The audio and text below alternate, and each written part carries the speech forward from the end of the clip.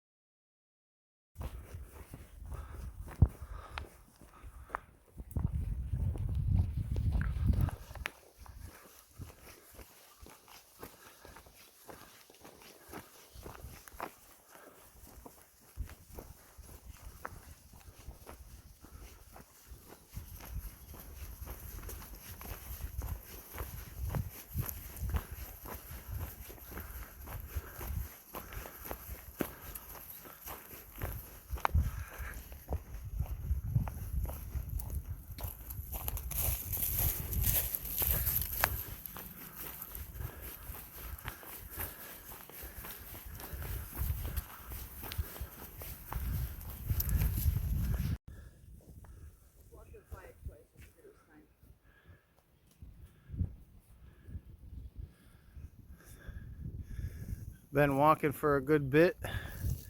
Mountains on the left, field at the base of them, and then these lovely hikers hiking this trail with the river on the right.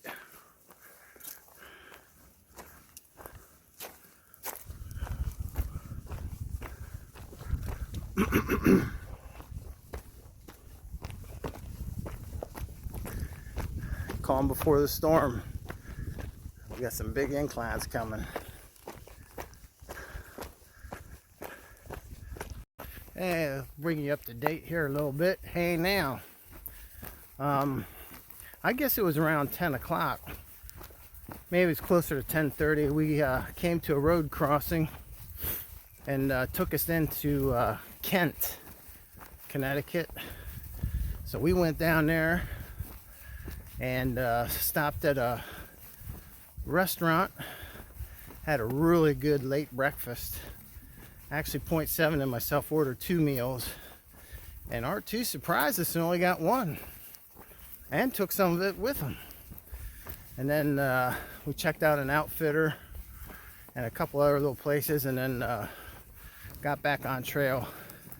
And it's been fairly flat for the most part, but got some more inclines coming, and we probably have a good 8 or so miles to go yet, and it's 4 o'clock. Probably more than 8 miles, probably more like 10 miles. But anyway, that is that. Still walking on this flat trail, but it's getting more narrow and more narrow, and then it's going to Y away from the river and then go vertical. So I figured I better do a little update before that happens, because I'm probably run out of air.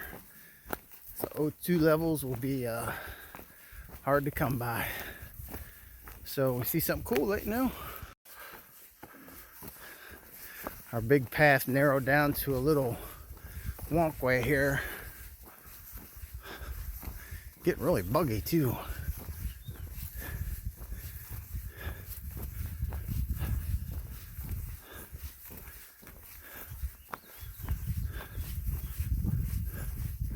Still got the river over there.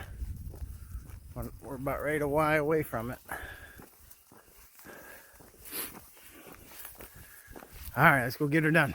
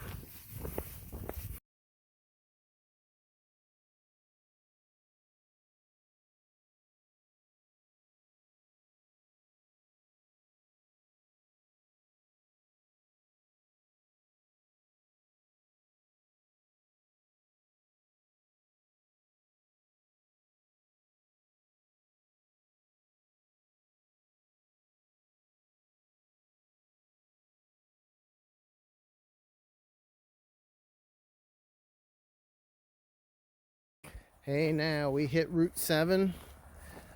We start hitting some big inclines and declines. And my feet and my shoes are coming apart. .7's feet are killing her. So I don't think R2 would mind too much. We're gonna find a place to stay rather than push to our campsite, and be easier for our extraction tomorrow too. So stay tuned. We have no reception to find any place, so we're just walking down 7 into town. We'll see what we find.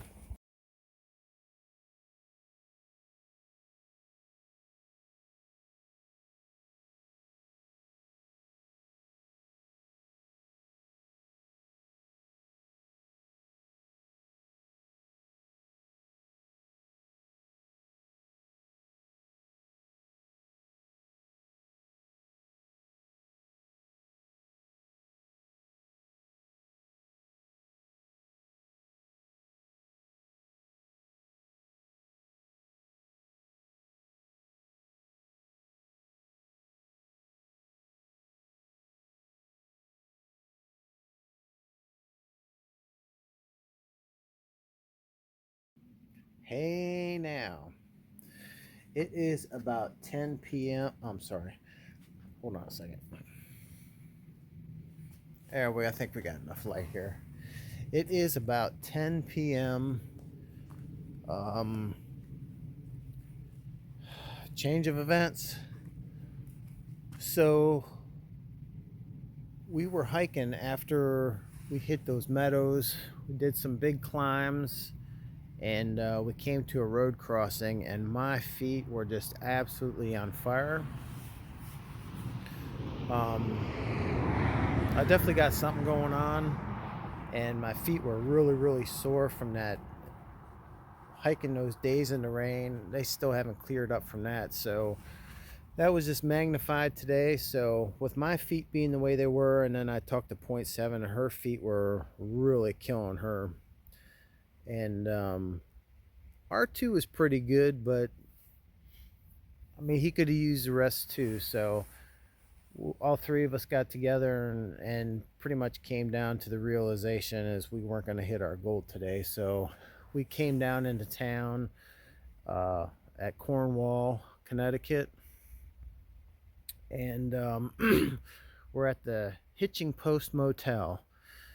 And well, first we stopped at the gas station, and there was a lady that came over to us and said, "Hey, do you know if you go right across the bridge and stop at the store, they'll give you a free beer for all the through hikers?" So we had to go check that out, and it was true. It was very cool, and we thank them very much because they not only they tell us, they came up to make sure that there wasn't anybody or there was room for us at this motel, and it looks like we're the only ones here. Um,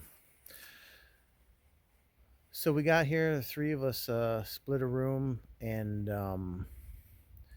we're just we're sore and we're tired. So this is hitting at the right time. So um, I called my buddy. He's gonna come and pick us up tomorrow, and we're gonna go back to PA and do my daughter's graduation and do some resting up and resupply. And R2's gonna get some of his stuff done, and hopefully we'll come back with recharged batteries and medicine for all our ails and get everything squared away and go summit that big mountain up in Maine. So that's it for today. We did, I think it was 15.1 miles today. I will double check that, but if I don't come back on here, that's what it was. I'm pretty sure that's what it was. We left that campsite this morning, and we had our sights on 22 miles, but those climbs were just too severe for us. There was no way that was going to happen. And it got started getting to a time where it was late in the day, and we knew there was no way. We would have did some night hiking, and if it wasn't for our feet, we could have pushed through the physical aspects of it, but the feet just weren't, they weren't working. and there's no sense in pushing yourself and getting hurt and taking you off trail, and that's not what we want. So we'll definitely keep in touch, and we're going to get extracted out of here in the morning, and we'll be back Sunday on trail. And I definitely will keep you posted in between, but I hope you have a good weekend, and we will see you soon.